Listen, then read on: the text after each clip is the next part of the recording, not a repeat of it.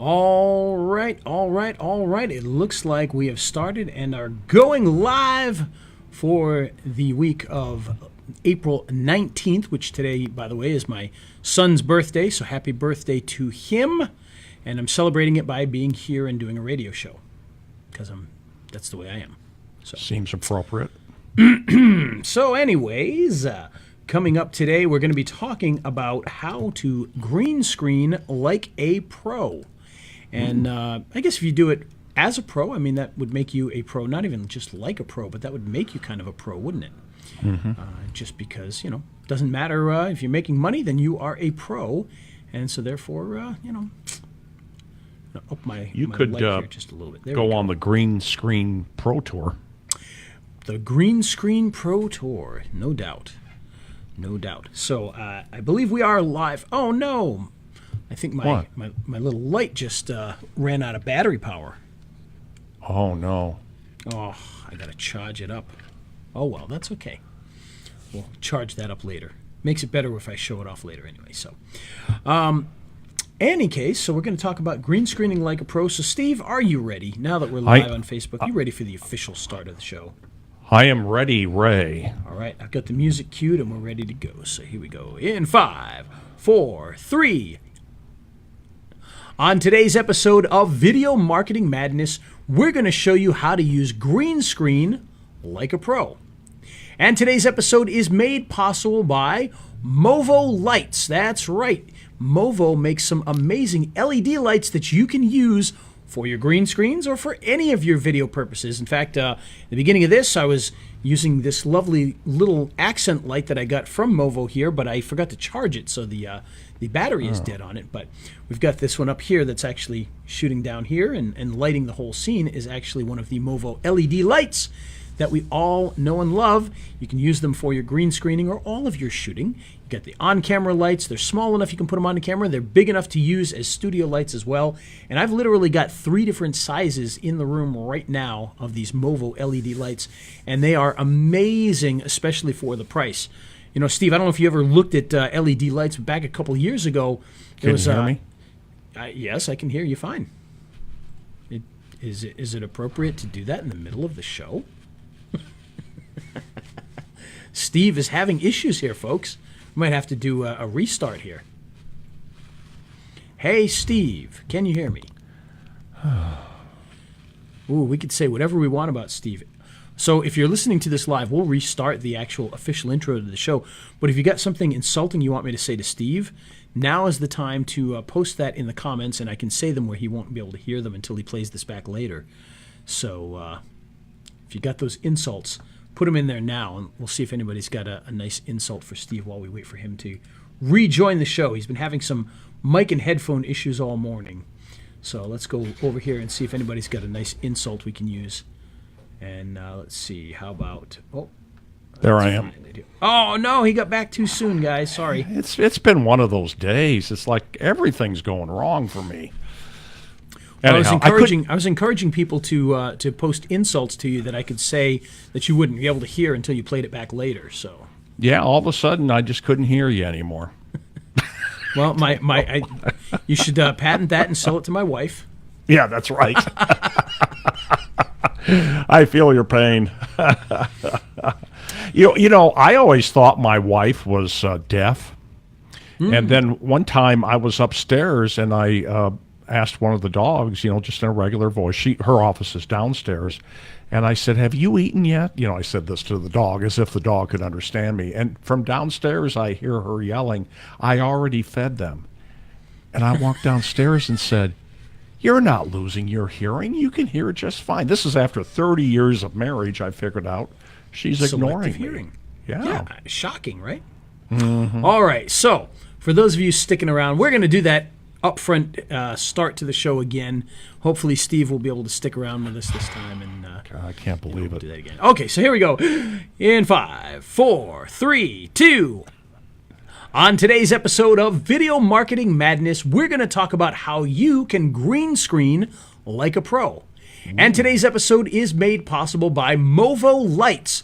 That's right, Movo, our favorite company for making all of these great video products, makes some beautiful LED lights. In fact, I've got one right here that I forgot to charge, but this is a very small one that will fit on a smartphone. I use it as an accent light for my webcam. I actually put it on my webcam and turn it right on in front of my face, which is why it's dead. Now, this one here actually plugs in using a USB, so it's not even technically a traditional battery. You actually plug it in like you would a phone, but I don't have a USB charger on my desk here, so I need to add one. I have to bring it over there. But these lights will help you to shoot video like a pro. If you're doing green screen, the big lights that we've got back here will actually light up the green screen. They'll also light up you as a subject. The middle-sized ones I use on top of my camera as a middle light there. And they're beautiful because they're adjustable. You can make them brighter. You can make them darker. They run on battery power. You can run them on DC power. You can even get Sony video camera batteries, and they will actually run on those as well. You can actually plug those into the back if you don't want to use the AA batteries. And the AA batteries seem to last, quite a while. I've had this one going for, quite a bit, and it's still on, 3/4 charge. So I'm surprised at how long it's lasted. But that's because the Movo lights are wonderful, and the best part is the price. Now, I don't know about you, Steve, but in the old days, they used to sell these LED lights for video. Do you know how much some of those things cost? Hundreds of dollars. Oh yeah, light panels was one of the originals that came out with video LED lights, and they charged between $700 and $2,000 for lights. And aren't these like $20? $20 for Well, this little one here comes in some of the packages that they have that include microphones and things like that. The smaller of the two bigger LED lights, that one goes for, I believe, $39, and then the big one goes for $49. So for less than $100, you can have a whole set of lights. Whereas with the light panels, you were paying $700 to $2,000 just to get lights there. So quite a bit has changed in a few years. The shocking thing is I was actually looking at some of these higher-end, LED light systems, and they were still hundreds and hundreds of dollars, $900 or so. And that blew my mind that you can get these nice and cheap. And, the great thing is they do stack, so you can actually put them on top and on the sides of each other and build an even bigger light grid out of them. So you could have literally, 1, 2, 3, 4, 5 of them strung together and even more, and still not even come anywhere near the price of some of these bigger ones. So great product to check out, and you can check them out right now by heading on over to pocketvideopro.com/LED lights and pick up your LED lights from Movo. And again, there's 2 different ones on there, and you get a lot of great bonuses. So highly recommended. All right, with that, Steve, are you ready to hit that music, that funky music? Yes, hit that music. I'll be able to hear it. He's Ray the video guy, yeah, Ray the video guy. His skill is where it's at, even if he's a little fat. He's filled with video expertise and has so much knowledge that you need. His YouTube ninja tricks can make your marketing so sick. He's Ray the video guy, yeah, Ray the video guy. And it's the radio show about video marketing madness with Ray the video guy, and I'm Steve Sleeper, your audio producer. That's why I'm here. Audio producer. We start with Facebook Live, and then I take the audio and put it on govmm.com, which feeds out to all the podcatchers, including Apple Podcasts, where we could use some subscriptions. And some of those 5-star reviews, which we always like to have.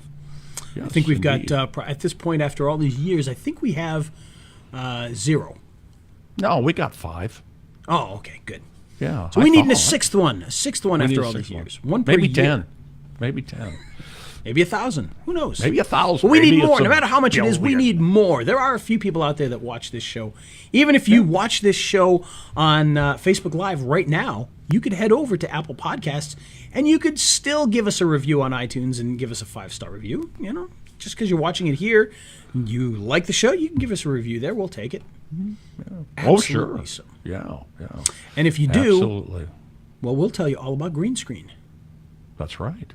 That's Which right. we're going to do today. Of course, we'll do that even if you don't do it. But pretend that we're only doing it because you're giving us a 5-star review, and head over there now and do that. So there you go. Thumbs up. Segway, All right, Segway town today. Yeah. That is that goes in the history book of segways. That one there, heading right into the green screen. So I wanted to talk a little bit about green screen because it's a very powerful video tool, and a lot of people, they shy away from it. Maybe they'll play with it, but they don't really get into it too much very often because they think of it as being a very complex thing, which, by the way, it used to be a very complex thing. I remember going back, 10 years ago, I purchased a really, really nice Canon XL1 camera. And this is one that had this big giant lens on it, and it was digital, and it was a really cool little camera. It was that one that you used to see all the time. It was white, and it was kind of an angle, and it was an awesome camera.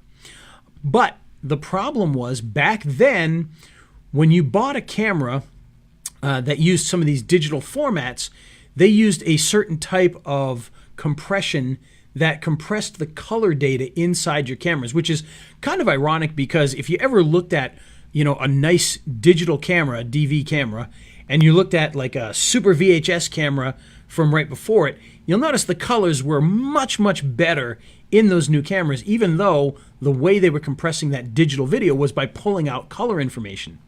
Well, the problem with pulling out that color information and with the limited resolution, because back then it was still standard resolution, it wasn't even HD at that point in time, you didn't have enough information in the video to do green screen very well. If you tried to do green screen, you could kind of do it. It'll find the green, it'll pull out the green, but the edges would be just awful, just jagged edges around the person, and it was really a nightmare.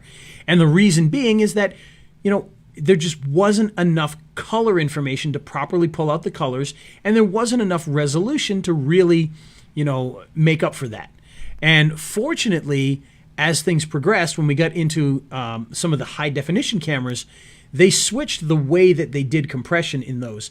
And with the HDV format, which was one of the first prosumer, consumer level HD camera systems, they used those same mini DV tapes. If you remember those mini DV tapes, they actually used those same tapes for the HD, but the compression that they would put on the tapes was very different. And what that did was that actually compressed your frames in a more traditional way, similar to what a DVD does.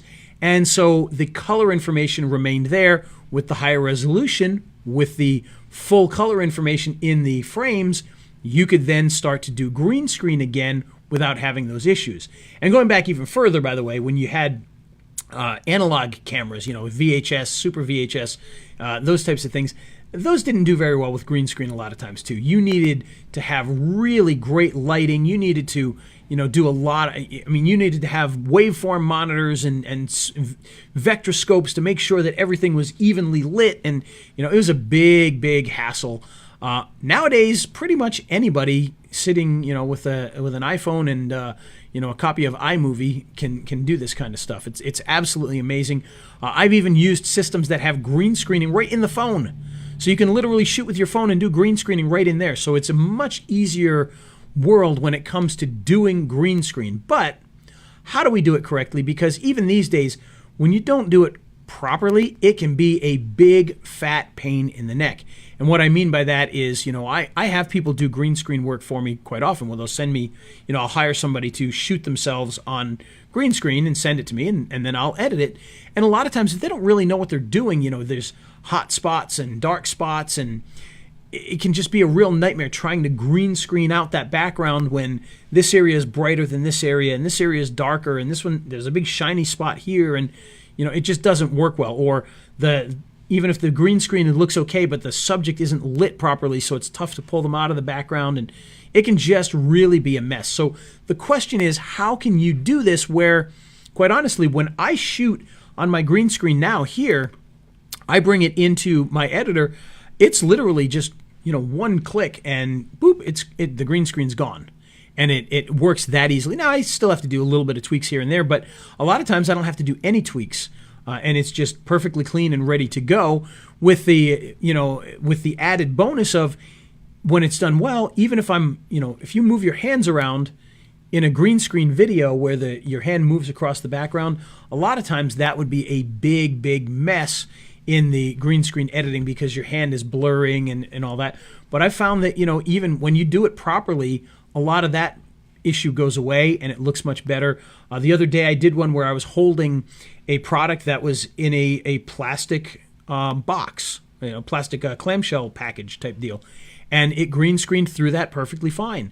So it's gotten a lot better over the last few years because of the technology, the type of compression that they use on things like on phones, and of course with the ability to get lights for a lot cheaper. You can do a really good job with these things.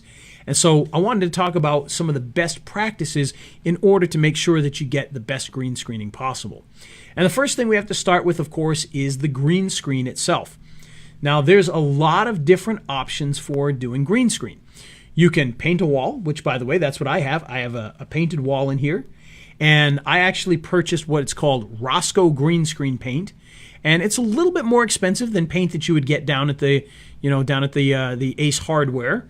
But it's a very specially formulated, not only the color of the green is specially formatted, but the consistency of the paint and the shininess of it. I don't know if that's the right word. I don't even, because you can have gloss and you can have semi-gloss and you can have flat and, and satin and all that kind of. So what this here is, I would call it, it's a flat paint, but it seems to go a little bit beyond being normal flat paint because there's been comparisons done with this paint on a board versus just a very similar green with a regular flat paint from the hardware store, and the light doesn't spread as evenly on the store-bought paint as the actual Rosco paint.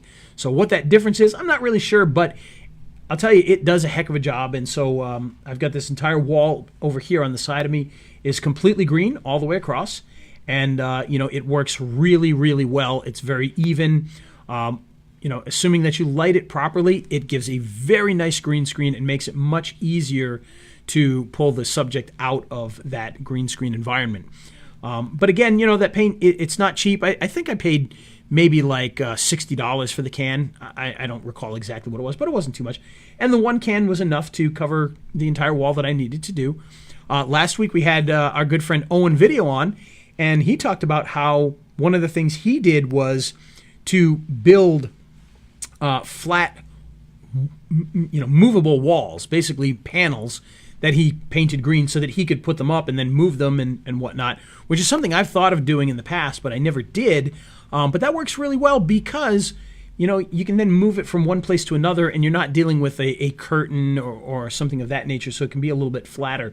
So that's the one thing. In fact, if I had to recommend one thing, if you got a wall you can paint, or if you got panels that you could paint that are nice and even and flat, I recommend doing it. For me, that has gotten the best results I've ever had when it comes to this. But of course, we don't always have that option to paint a wall, and there are many other options out there for us that can't do that. So one option is to buy a green screen you can get them on Amazon, and they come in a variety of different formats. You can buy ones that are, honestly, I've got some packed over in a box over here they're essentially like bed sheets. I mean, they might be a little thicker than bed sheets, but that's kind of what the material is like a bed sheet type material that's green. You hang it on a background, or you even tack it up on the wall, and you've got a green screen, and that works really well. I've used that for many years before I painted the wall in here when I moved into this new office. In the old office, which is, by the way, just on the other side of this wall, that one I had a stand with the green screen hanging on it. And that worked pretty well too. Now the problem with that, of course, is you got to be careful. You got to try and pull it tight and get the creases out of it, because the creases are going to be the big problem. Or the folds, if it's got, if it was folded up, it's going to have those folds in there. So you may want to keep a steamer that can allow you to steam the thing down so it'll pull out some of those wrinkles. Pull it tight, use clamps, and that works really well. Some people pin it to the wall. So they'll actually pin it to the wall, which actually works pretty well because it pulls it nice and tight so you don't have a lot of those creases, which is very important. One of the biggest problems you can have is if the top of that screen has those, not even creases, but just from it bunching up, that will give you a lot of dark and light spots because the edges will be very bright. They'll hit the light more because they come to a point, and then the folds inside will get darker, and then that becomes a real issue, and you'll see that in your green screening. So you definitely want to make sure you can pull that as tight as you can, and that you keep the wrinkles out of it. Honestly, the fold's not nearly as bad. I used to use mine with folds in it all the time, and that really didn't cause much of an issue, but definitely want to keep it from bunching in different areas because that can cause a real problem. Another type of green screen is they actually have a material that it's almost like a felt-like material, and that hangs just like the bed sheet style would, except it tends to not wrinkle as much, and that gives you a nice even flat sort of a green screen without any issues really. That often will have a seam that comes down the middle, and that can be an issue, but not really much of one. So that's actually very nice. It's like I said, it's a kind of a foam-like material, but it's very thin, but it feels like kind of like a foam. I'm trying to think of an example of something that uses that, but I can't really come up with any. Almost like a thin version of the underpadding of a rug. So if you put carpet in your house and you put that underpadding, it's kind of like that foamy material, and it rolls up just like you would roll up a piece of paper or a curtain shade. So that makes it nice and convenient. The next thing that you can get paper versions which hang as well. So this is a thick, kind of a shiny, almost cardboard-like paper, and you pull that down just like the in high school where they would pull the maps down from the retractable holder. It's the same type of thing. You would roll it down, and you would use that, and as it starts to get torn or dirty, you just tear it off and roll down the next piece, and you got a nice green screen. I find those to be pretty good. They're very even. They do a good job of kind of slowly tapering that bottom corner, so if you need to get somebody's feet all the way up to their head, you'll be able to do that, and that makes it nice and convenient, which I really can't do here. I have to do from ankles up, just because of the way the wall is here. But if you got that nice gradual corner, which you can do with the paper, you can get some very nice results with that. Problem with paper is it is a little bit more shiny, so you have to light it a little bit better. You have to be careful with your lighting, but it can do a very good job. And the other one that I want to talk about are the pop-up green screens, which can be a lot of fun as well. I've actually got one of those, and it's actually pretty good size. And what that is almost like the those pop-up tent type things. They've got a frame, and you twist it, and you fold it into itself, and you put it into a bag. And you pull it out, and it pops open, and mine, I believe, was like 6 feet by 9 feet. So it was a good size, unit, and it would cover up the whole wall area, and you'd stand in front of it. Those actually come in a couple of different materials. The one that I had was almost like a silky material, which, by the way, did not work very well because it was too shiny, I thought. And so you got a lot of shiny areas in that. And because it was that silky material, after folding it up and putting it in the bag for a while, it starts to get a lot of wrinkle creases in it. And so you have to be careful with that. They also make those same type of foldable ones with that foam material as well. So you can actually get one with the foamy material, which I think would work even better. I actually have never had one of those, but I think that might even work better than the shiny material. The good thing with the pop-up one, you can fold it up and put it away, and it doesn't take up any space. And mine actually was reversible, so you get green on one side and blue on the other. Nobody really uses blue anymore. That's more of a film thing, so when people shot with film, they used to use blue. But you've got the option on either side if you wanted to do that. You got the blue or the green, and those work really, really well. So those are some of the options that you have for green screening. There are a few other really interesting things that are out there, and there's one that I used one time, which was, I don't even know what it's called, to be honest with you, but a friend of mine had one in his studio, and it was this weird curtain. And the curtain was not green, but it had this, like, I don't even know what to call it. It was almost like these, almost like as if gems were inside of it. It was very strange. And you hung it up, and you put this special filter on your camera, and then when you shot, that filter on the camera worked with that background to remove that background like a green screen. So it was very different sort of thing, and it seemed to work really well. I haven't really seen much of that, and I don't know what it's called, but some people were using that. Dilithium crystals? That could be it. Mr. Spock used it in one of the episodes, I think, but I'm not positive on that. But no, it was a very different sort of deal, but it worked pretty well, and it didn't look as gaudy sitting there, as a green wall does. My wife hates the green wall in this office. Fortunately, nobody can see it unless they come into the office because it's on the Why the does front she? wall there, She doesn't like the green wall. The green I know screen wall. the bright candy apple green, or crab apple green wall or whatever. Which, by the way, if you want to paint a wall but you don't want to buy the Rosco paint, the paint that is very similar is called like green apple, something like that. So if you look for the green apple paint, and I think they sell it at Lowe's, that's a very similar to a green screen paint. But again, when they did the test, you had to light it a lot better because it didn't disperse the light nearly as well. But it's a very similar color, which is nice. So that's your green screen. That's what you need to do to get things ready with that. But now there's the even more important thing than the actual screen itself, and that's the lighting. The lighting is by far the most important thing when it comes to green screening. And I talked earlier about how back in the old days, we used to have to use like vectorscopes and waveform monitors in order to do this. And so what we had to do was we had to light the green screen and, get the waveform monitors and see, how bright the green screen is. Then we'd put a person in front. Then we'd light that person and make sure that their lighting was the same level as the green screen and that the green screen was completely even. And when you did all of that together, you could get a pretty good result. Well, nowadays, it's a lot easier. It's a lot more forgiving, but you still have to have really good light. Otherwise, you're going to run into a lot of extra work doing the green screen or just nightmare scenarios where you're not going to get a result that you like no matter what you do. And I've been in many of those where you finally have to go, you know what? The bottom corner is going to have that there. It's not going to work. We can't do anything with that.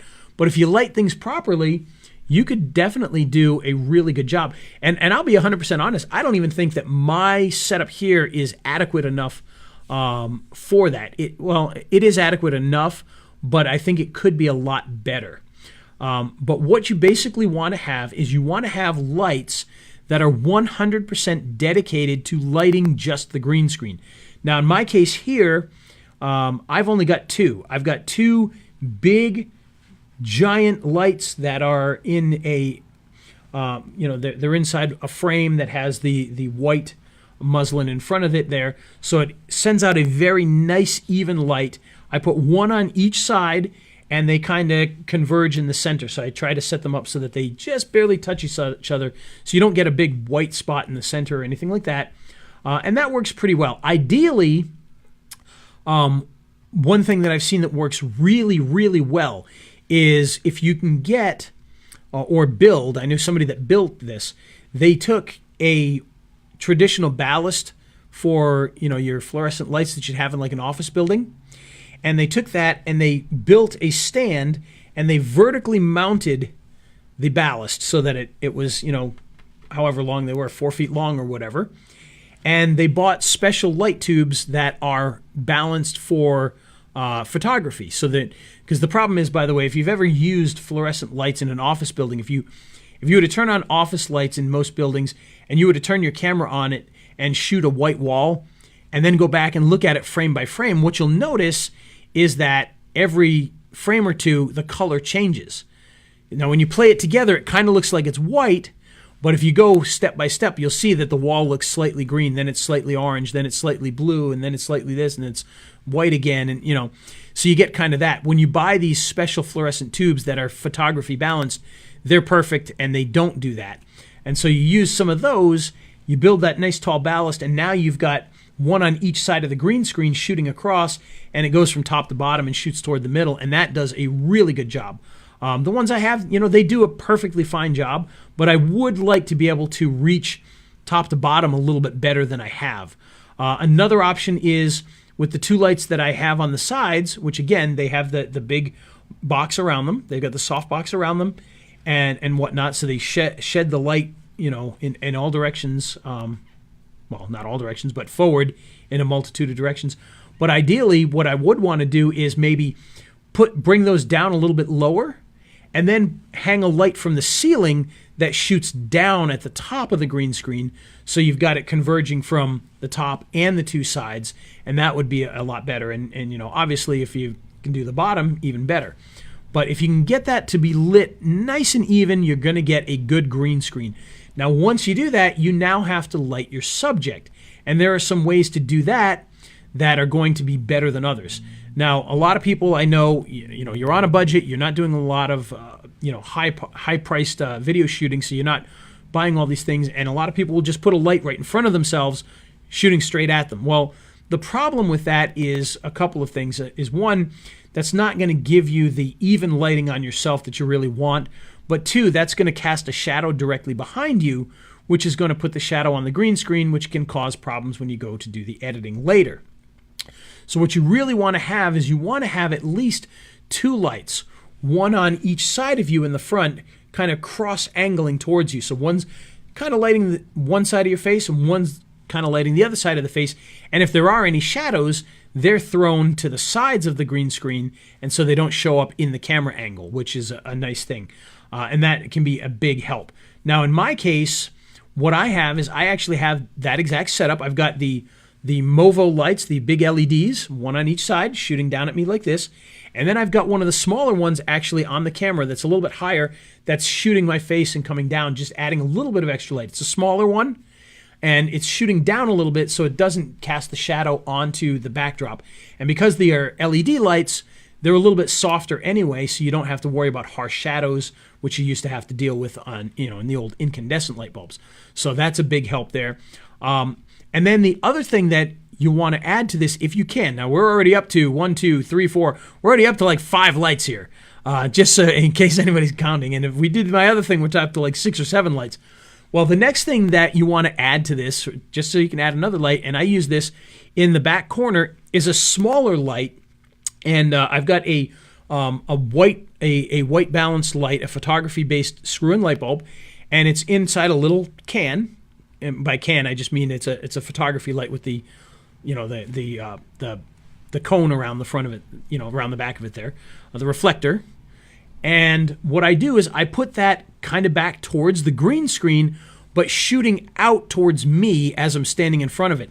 And the idea behind this is it's going to cast a light onto the back of the top of your head and just on your shoulder and arm a little bit. And that's going to help you to separate yourself from that green screen background.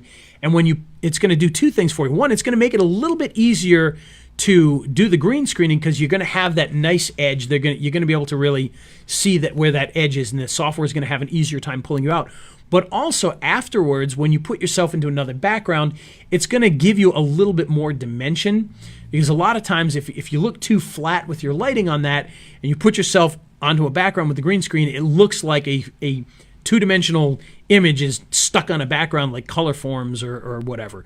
And so that's a big help to be able to do that. So adding that extra smaller light in the back behind you, pointing to your shoulder and just giving you that extra highlight there can make a big difference on that. And can just make it easier to edit and just makes it look a little more realistic when you post that out there. Also, what that will do is that will help with, if you're standing too close to your green screen, you can get reflection on yourself. You start to get green screen reflection on your shoulders or on your shirt, then it makes it tougher to do the green screening. You can start to disappear when you do that. And so that helps with that as well to make sure that you're not getting a lot of that reflection. So that's my lighting setup. And that's a pretty good lighting setup for this. But again, that's a lot of lights. They're not huge lights. That's the good thing is, the two soft lights are pretty big, and I've got a decent sized space here, but the LED lights are pretty small, so they don't take up a lot of space for that. They don't throw off a lot of heat, which is another good thing, and so you can really light this up without having too much of an issue.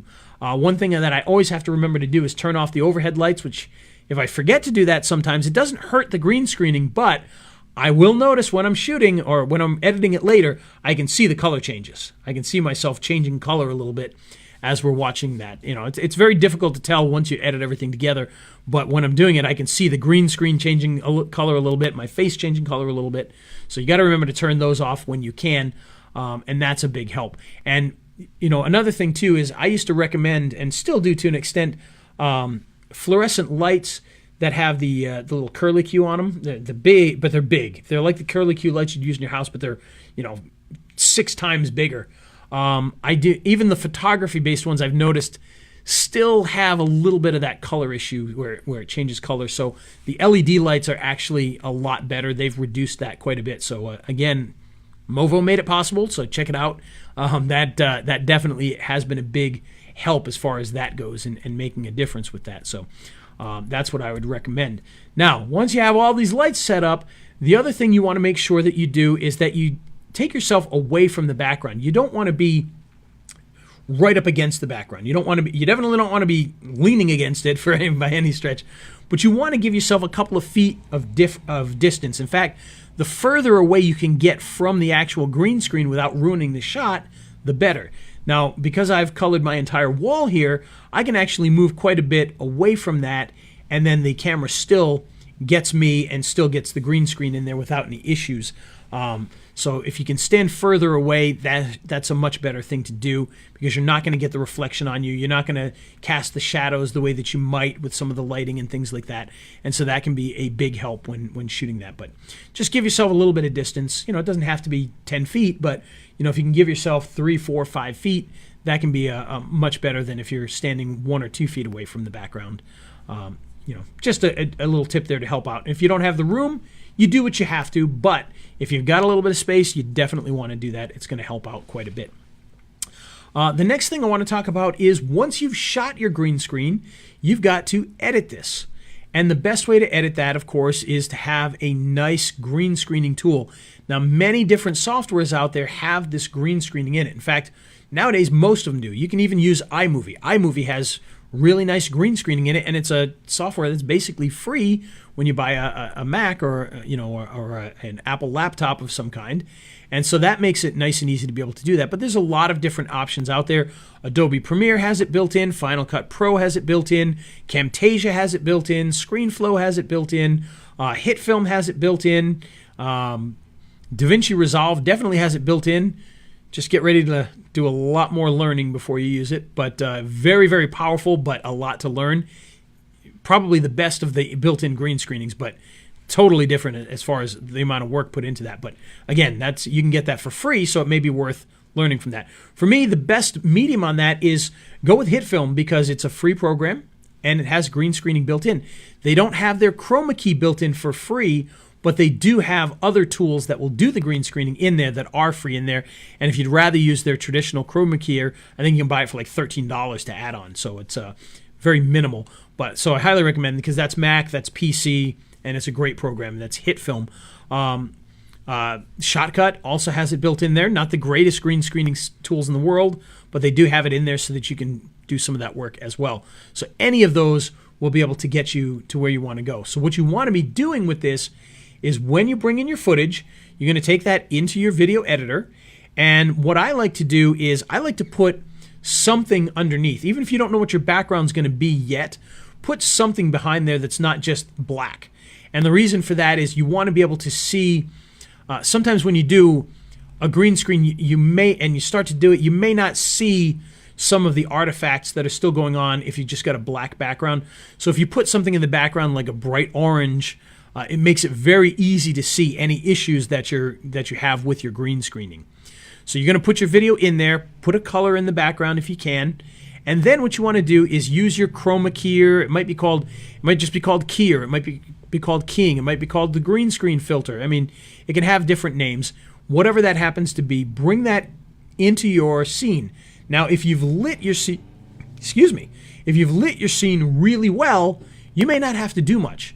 Most of the time, when I'm in Final Cut Pro and I'm doing this, I take that keying filter, I drop it on there, and it's done.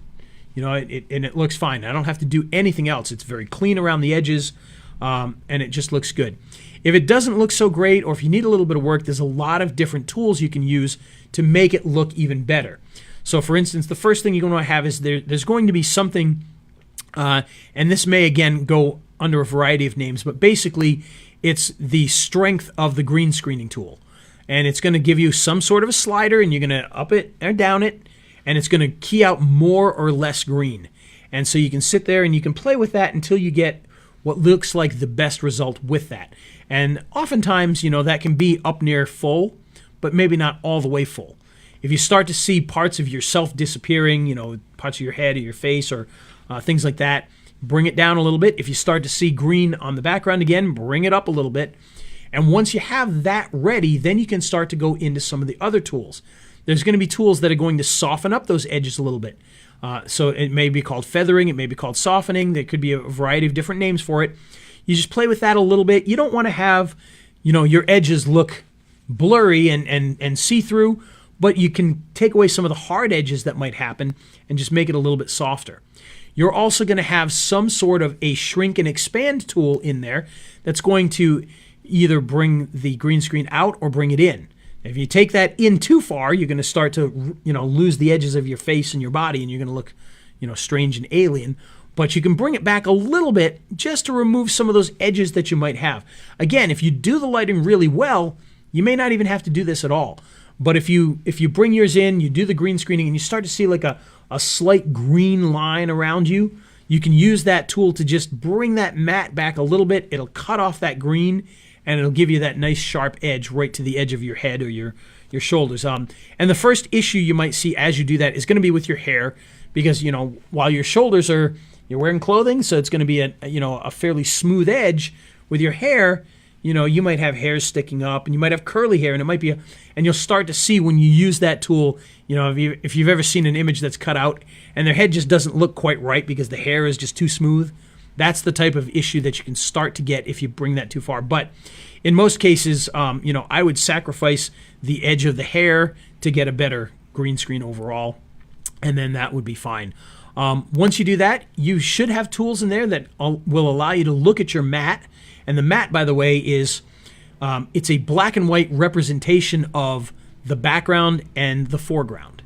And so when you look at the matte, you, as the subject, will be all white. The part that was taken away, the green screen, is going to be black. And so you can see black and white and look at it and see if there's any issues. And it helps you to really see that, oh, gee, yeah, I can see it's cutting out a portion of my shoulder or whatever. And you can kind of make adjustments to fit that. And that's just going to make it look nice and clean. And the other thing is many of these will have hole filling tools. And what I mean by that is, for instance, let's say that you're wearing a shirt and your buttons are kind of like glassy, and maybe the green is reflecting on that button. Now, I'll never understand how a green screen that's behind you reflects onto a button that's hidden in the front of you, but it does seem to happen, or maybe the button is just green itself. If you see something like that and now you've got a little hole in your body, it looks like a bullet hole through you, well, some of those hole features will actually go in and they'll look at the mat and they'll say, okay, clearly there's a hole right here that's probably not supposed to be there, and it'll fill that in for you, and then that way you get the nice clean mat afterwards. So that can be a big help as well. That's probably not going to be in your lower end video editing tools, but when you get into Final Cut Pro and Adobe Premiere and tools like that, you're going to have some of those more refined tools that will help you to do that. But for the most part, by now you've got a really good green screen. And you should be able to do this, even if you're using, not the greatest lighting, not the greatest cameras, you should still be able to do this. And by the way, just to mention something with that, and I realize we're kind of rambling and bouncing back and forth on things here, but one thing to note with all of this is when I do most of my green screening in here for myself, because I do sales videos and I green screen myself, I use my iPhone. I'm not using a big, expensive camera. I've got big, expensive cameras over here that I can pull out and use, and maybe for certain things I would do that, but most of the time I slap my iPhone on there, and I'm not even using the real camera on the iPhone. I'm actually using the selfie camera so I can see what I'm shooting. And the selfie camera is perfectly fine for shooting this kind of stuff and still getting a really good green screen. So it's, don't be afraid of thinking, oh, gee, I only have my cell phone, I don't have a camera, I'm not going to be able to do this. You can do it. I use it for professional situations all the time. Just because I know it's going to work, it's easy. I can shoot it myself and see what's going on. I don't need a camera operator, and then I can wirelessly transfer the video to my computer and go from there. So it's a very good system to be able to do that just using your iPhone. So do not be afraid of using something like an iPhone or an Android phone in order to do that, because it will work. And in fact, it'll work really, really well these days. It'll work better than professional cameras did 10 years ago when we were using them. So you're definitely going to get a good result out of that. But again, got to have a decent background, you got to have good lighting, and then you've got to use the tools properly in order to do that. Now, one other thing I want to mention, going back to some of the editing possibilities with this, a lot of people aren't going to have a full wall like I do. They might only have a thin sheet or maybe even one of those pop-ups where the green screen only goes so far beyond the person that's in there. And after that, you see wall. So if you're in those situations, your video editing tools will have the ability to fix that as well. They'll have some kind of cropping tool. So for instance, when I used to use that pop-up, it would be me in front of the pop-up, but then you would see the walls, because we're widescreen, you would see the rest of the room on the right and left of the green screen. So what you have to do in those situations, first of all, is when you're shooting, make sure you don't talk with your arms shooting out, because you're going to get cut off. If you're going to talk, keep your arms in front of your body as much as you can. In fact, in general, when doing green screen, try to keep your hands in front of your body as much as you can anyway. It's just going to help to make sure that you're not getting some of that motion with the fingers and things like that, which can be an issue. So if you talk with your hands in front of you, do the heart. If you don't know what the heart is, that's where you put your hands literally in the shape of a heart and hold them in front of you. And that's going to keep your hands in front of your body. It's, people often say, oh, I don't know where to put my hands. I'm on camera. Where do I put my hands? Make a heart shape or a diamond shape with your fingers and just hold it in front of you. And not in front of your face, but, in front of your belly. And, not a heart like Steve's doing a heart the opposite way. So it's like this one, like this. Fingers pointed down, thumbs together. And you can do a diamond or you can do a heart. Either one. Steve's doing the diamond. Do the diamond. And so that's going to help you to keep your hands in front of your body as well, and not get some of that movement, that people do. But you're also not going to get your arms cut off if you reach out and go beyond your green screen. So when you're in your video editor, what you're going to do in that situation is you're going to use your left and right, and even probably the top crop tool, crop in the edges, and you'll notice that your background will now be all around the person that's your subject. And so once you do that, then you can bring in your backgrounds, drop your background behind it, make sure that everything looks good, and you should have a nice, beautiful green screen. If you're ever looking for backdrops, there's a lot of different backdrops you can use out there. You could use animated backgrounds. You could use virtual sets. There's a lot of different companies that make virtual sets you can get for decent prices. Not they're not super cheap, but some of them are. But you can get some for a pretty good price and put them in the background. I actually went out and had some made. So I actually paid a guy who does high-end renderings for like houses and buildings and architecture to build me sets and render out these nice sets. So if you've ever seen me standing, it's in a brick building with a big TV next to me, and there's a city going on behind me out the window. That was actually done by that guy. He actually rendered that out for me, and that's the one that I use. And that cost me, maybe like $150 to get it done overseas. So it's not too bad. And I've had a number of them made, but those work really well. And the great thing about them is if you get them to render them in layers, in fact, the one that you see with me oftentimes standing kind of in front of a monitor, in front of a window in a brick building, that one actually has a variety of different views of that building. So I can do different locations inside that set, and I can even sit behind a desk.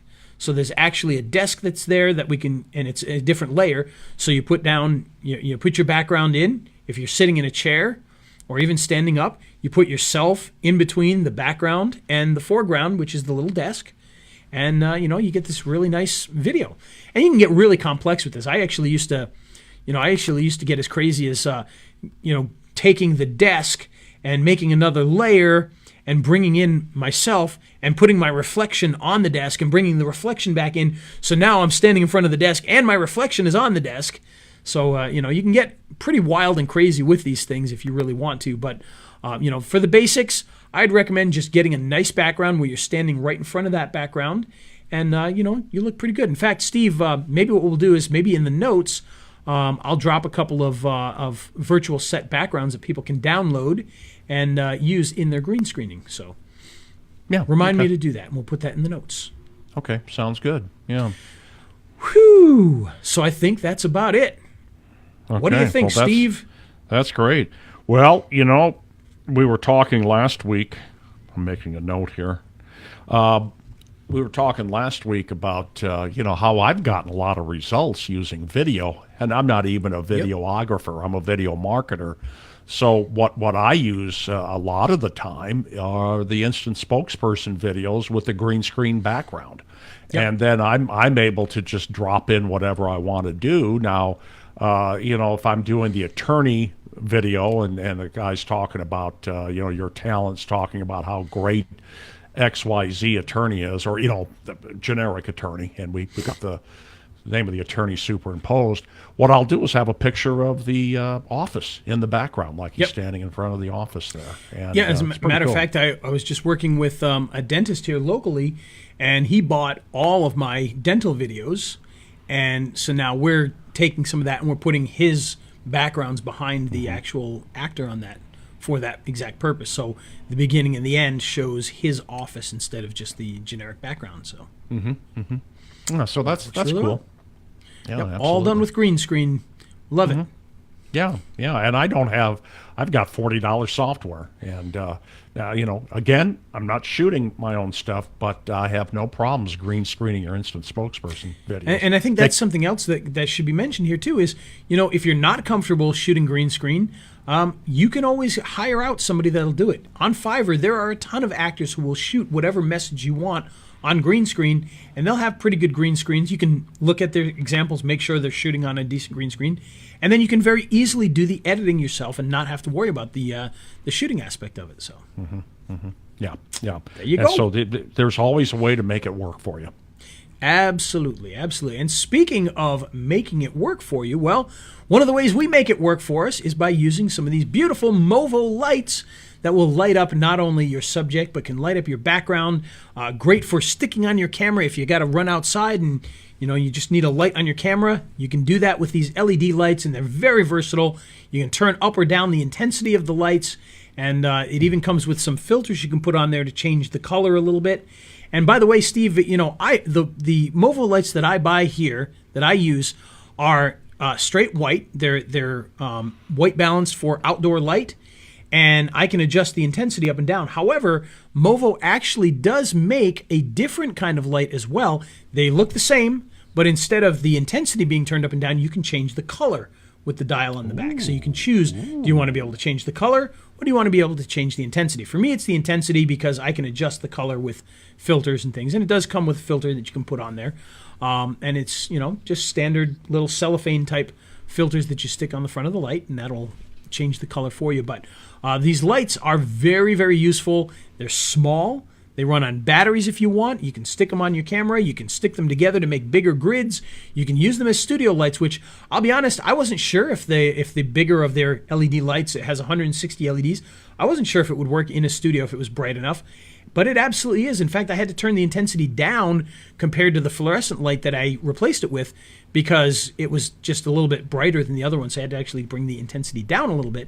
And the fact that you can do that without changing the color. If you've ever used a light dimmer in a house and you turn down the light, that light starts to turn orange. Well, with LEDs, that doesn't happen. It stays a consistent light color even when you turn down the intensity, and that's what makes LEDs so good. And again, you can start getting these lights for as little as $39. Head on over to pocketvideopro.com/LED lights, or if you want to see all the Movo items, you can head on over to raisebonuses.com/Movo, and that will allow you to see all the different things they have, like lights and microphones and stands and everything in between, and get everything that you need in order to set up your small office studio or home studio or whatever it is that you produce your videos. So there you go. Very cool. Indeed. Well, that's another show in the books. Another episode in the can. Yeah. And again, we're always looking for those Apple Podcast subscriptions. Absolutely. So check us out there. Be sure to head over there, subscribe on Apple Podcasts, and also give us a nice 5-star review. We always can appreciate that. And, of course, you can find us by heading on over to govmm.com or checking out our Facebook page, which has a lot of great information. Steve posts there quite often and gives a lot of great stuff for everybody to check out. So be sure to check that as well. And, hate letters, mail bombs, send them on in, and we'll check them Send out. them to Steve. Send your hate mail and your letter bombs and everything in between to Steve, and he will sort that out. And other than that, I don't know about you, Steve, but I am ready to start the Easter weekend. That's right. Happy Easter, y'all. Happy Easter indeed. Hippity hoppity. And, All right. Well, this isn't Easter music, but let's hit it anyway. Here we go. Okay. He's Sounds good. Ray the video guy, yeah, Ray the video guy. His skill is where it's at, even if he's a little fat. He's filled with video expertise and has so much knowledge that you need. His YouTube ninja tricks can make your marketing so sick. He's Ray the video guy, yeah, Ray the video guy.